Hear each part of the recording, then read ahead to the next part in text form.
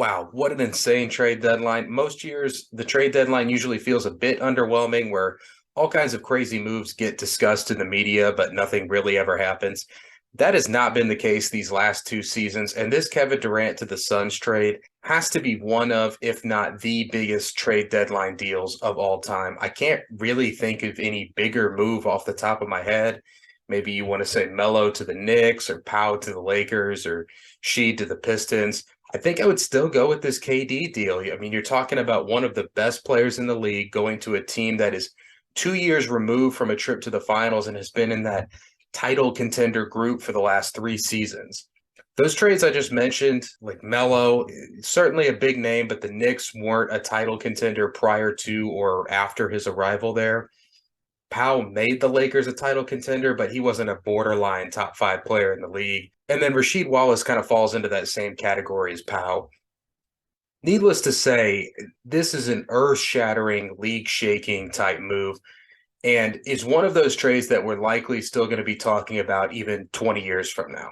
The trade ends up being Kevin Durant and TJ Warren for Mikal Bridges, Cam Johnson, Jay Crowder, and unprotected first round picks in 2023, 2025, 2027, and 2029.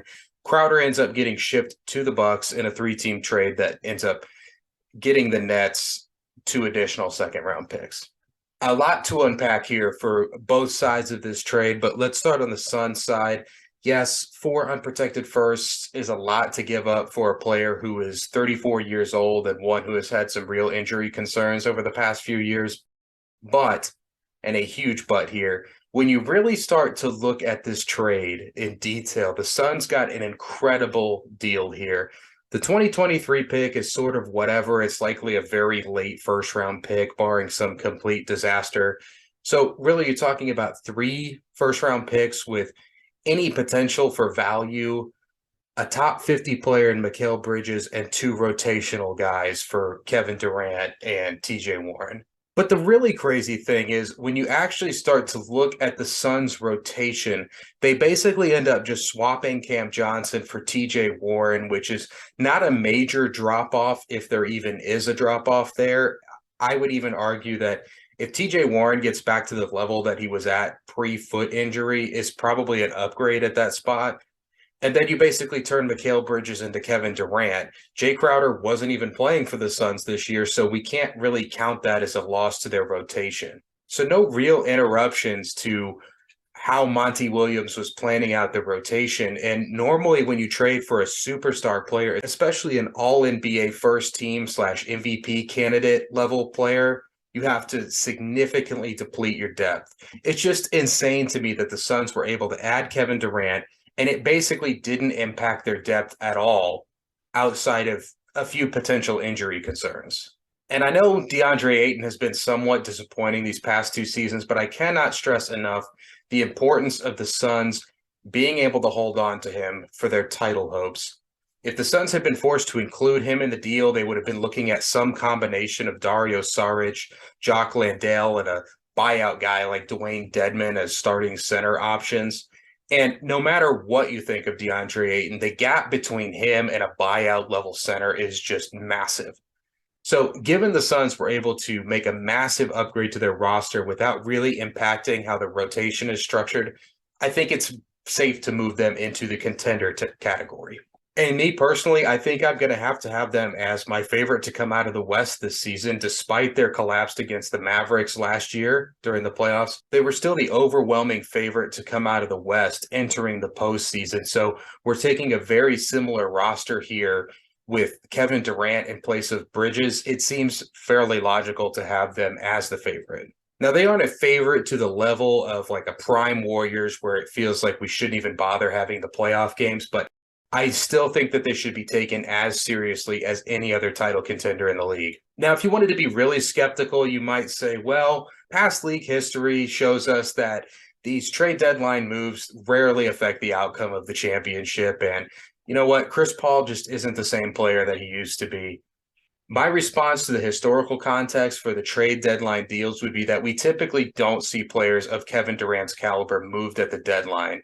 And when we do see those types of players move, we don't see them moved to teams that were considered preseason title contenders. Also, another big reason that you typically don't see blockbuster trade deadline deals change the outcome of the title is that it takes time to develop chemistry with a new team, especially finding a way to fit a star player into the mix. But over the years, we've seen that Kevin Durant works a lot like a pocket knife as a basketball player. He can fill and be effective in so many different roles for your team and find a way to fit in seamlessly. We've already seen this play out multiple times throughout his career. Teams like Oklahoma City and Brooklyn needed him to shoulder a much bigger load in terms of shot creation. We saw him acting as the primary focal point of the offense and having the ball in his hands and having to score out of isolation. Contrast that with Golden State, where we saw him working a lot more off the ball, making quick decisions when he did get the pass rather than holding onto the ball and looking to score off the dribble. In both cases, he was extremely effective, and that Golden State example is exactly why I think that this works out. When Kevin Durant joined the Warriors, the narrative surrounding the team was chemistry. How much time, if it ever even happened, would it take them to integrate Durant into that Warriors system? But it was pretty much an instant fit. And that Warriors offensive system is far more complicated than the one that the Suns are currently running. As for the Chris Paul thing, all of that is true. We've seen him break down the last two playoff runs and just sort of run out of steam. But there's a huge difference between asking Chris Paul at this stage in his career to be the second option for your team and being the third option. If the Suns stagger Kevin Durant and Booker's minutes correctly in the postseason, there would really never even be a time where Chris Paul would be needed to carry the offense. So it's going to really limit the wear and tear on him, both in the regular season and come postseason time. And the same is true with Kevin Durant. He's no longer going to have to carry the offense game in and game out. Paul can still do that in short bursts, but more so Booker, who's in the prime of his career and has already shown when CP3 is out of the lineup, he's fully capable of dragging a team to some wins. All three are capable of having the offense run through them, but even more importantly, all three have had success in the playoffs playing off the ball and taking a backseat to other players.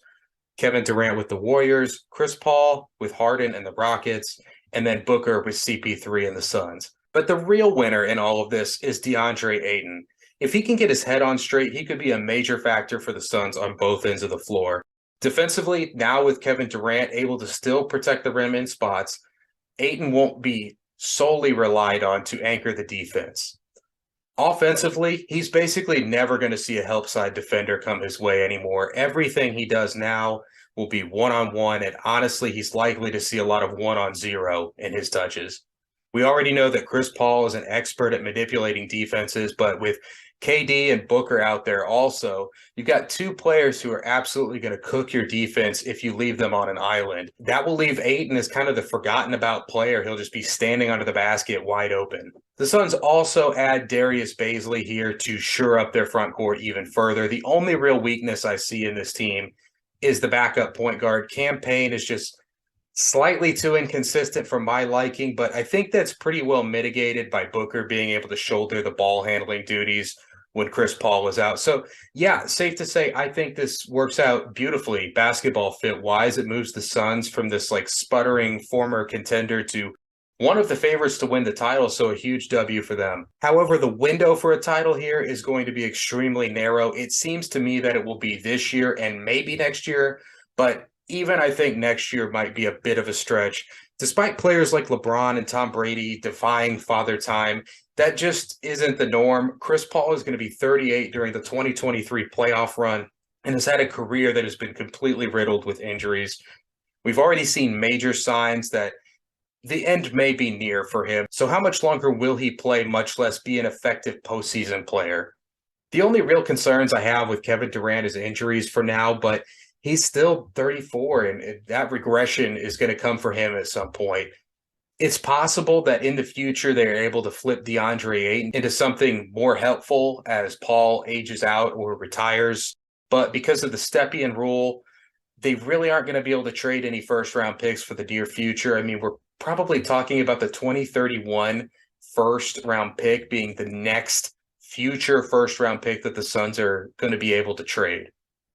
So that means there's likely going to be very little flexibility for them moving forward. However, this trade was still a no-brainer for them. Even though that title window is really small, it was just as small or probably even shut before this trade.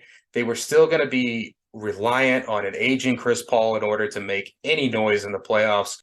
And nothing they gave up really affects what the title window would have been going forward. Bridges and Johnson, they still have some room to improve, but it's not going to be enough that it would have made a meaningful difference to the destiny of the future Suns. And outside of different potential trade options, those picks really weren't going to help either. The picks in the near future obviously aren't going to be high enough in the draft to grab a difference maker. And later on, Booker is going to be exiting his prime. So by the time one of those potential future draft picks were to even develop into a difference maker, Booker would have been out of his prime or maybe even out of the league. And as for that potential deal with those draft picks, what would that have even been?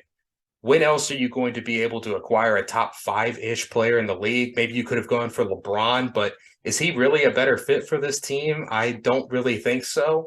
And then the other guys that are around Kevin Durant's level aren't going anywhere. Guys like Luka, Jokic, Curry, Embiid, Tatum, none of them are getting moved anytime soon. Even before this trade, I felt like the future of the Suns towards the back half of the 2020s was looking bleak. Granted, it might look a little bit more bleak now, but it was still going to be bleak. And this, for me, doesn't really alter the long-term health of this franchise in a meaningful way. So for an organization like the Suns that hasn't won a title ever to acquire an all-NBA caliber player and move into that front runner status, this trade was a huge win for them. On the Nets side of things, do I think that they won this trade? Well, no, but that doesn't mean I think they did a bad job here. Quite the opposite. In fact, I think Sean Marks has done a really great job over the last 2 years in a sort of damage control role. I've seen a lot of people criticizing him for giving into star players and putting together that big three in the first place. But let's be honest here. Anytime you or your franchise has a chance to add three top 20 players, you're going to do it. Now, maybe some criticism towards the supporting cast he put around that big three, maybe that's fair because it wasn't the greatest. But in terms of the job that he's done in the last calendar year with the hands that he's been dealt, I think he's done a really great job capitalizing on some truly atrocious situations. For him to get anything meaningful out of either the Kyrie or the Harden situations, let alone both, is really commendable. Now, don't get me wrong, this organization is still in a really terrible spot. They still owe Houston draft picks in 2024 and 2026, and they have swaps this year, which probably isn't going to matter, barring some major collapse and a major winning streak from the Rockets. But they still do also owe swaps to the Rockets in 2025 and 2027. So even though they've kind of been forced into a rebuild, it really doesn't benefit them to go the traditional route and bottom out since they don't own any of their own draft picks until the very end of this decade. And the really ironic thing for me is that this is exactly where they were about 10 years ago, where they assembled a super team in quotes and won just a handful of playoff games with said super team and then disassembled the entire group and were left in a place where they really wanted to go into a rebuild, but they don't own any of their own draft picks. I do think that this version of the team, as opposed to the one about a decade ago, is actually going to be okay and definitely slightly better than people are thinking. During the Kyrie trade video, I criticized the Nets for not getting back younger players for this inevitable rebuild that they're going to go under, but I think I'm starting to see the vision here now. Related, I saw it was reported that Ben Simmons was perceived as having zero trade value from other teams. So with the players that the Nets got back from the Mavericks and in this deal, either by design or sheer accident, they've sort of built the perfect team for Ben Simmons. Offensively, it's just a bunch of shooters and then a rim-running center and Nick Claxton. And defensively, this is just going to be a huge pain in the ass, this team. They're going to be a huge pain in the ass to play.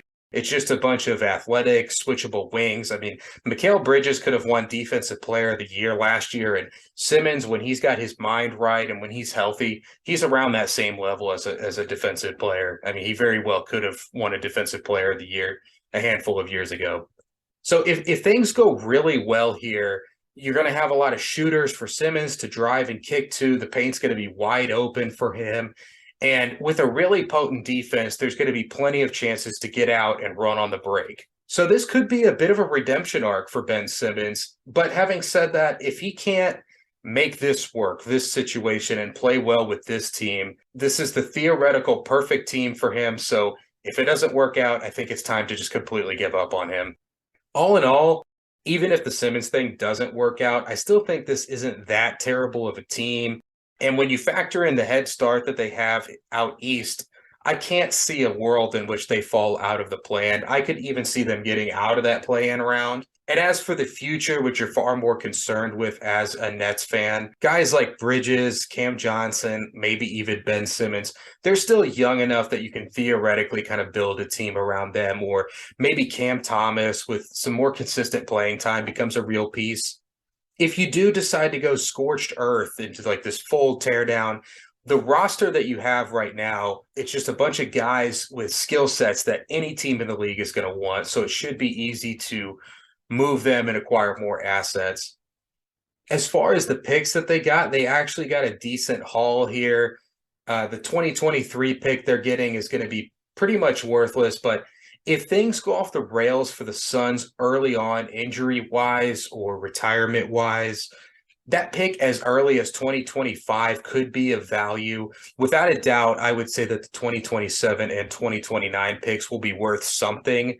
And when you factor in the teams that they could have traded him to, like I saw the Grizzlies thrown out there a lot and the Pelicans, you're a lot safer betting on like a 38-year-old Chris Paul, 34-year-old Durant, and even 26-year-old Booker to kind of fall off rather than betting against young teams like the Grizzlies, headlined by John Morant, who hasn't even hit his prime yet, or the Pelicans with Zion Williamson and Brandon Ingram. I think they were smarter to take the deal from the Suns for that reason. This is still not a great situation, but it isn't nearly as dire as it could have been considering you went all in to assemble this super team with Harden, Kevin Durant, and Kyrie, only to have them a few years later decide that they all won out. It would still be hard to say anybody but the Suns won this trade, but I still think the Nets are set up reasonably well for the future, given the situation that they were put in. But what do you guys think? Who won the trade? Do you think the Suns should be considered favorites in the West? And do you think that the Nets salvaged this situation in any way?